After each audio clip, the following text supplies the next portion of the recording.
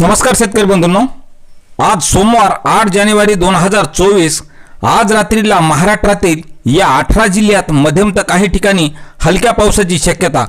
पाहूयात याबद्दलची सविस्तर माहिती आपल्या हवामान परिसर चॅनलच्या माध्यमातून.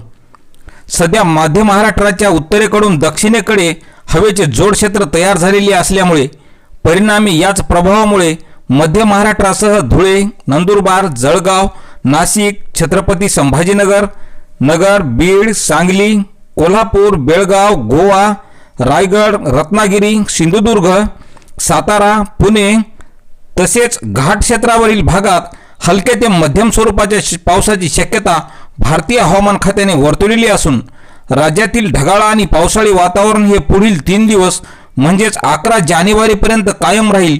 तोपर्यंत दररोज सकाळी दाट धुके आणि धुळी पडेल असा अंदाज आज भारतीय हवामान खात्याने वर्तवलेला आहे. तर शेतकरी मित्रांनो, अशाच हवामानाची प्रत्येक बातमी पाहण्यासाठी आपल्या हवामान परिसर चॅनलला सबस्क्राइब करा. धन्यवाद.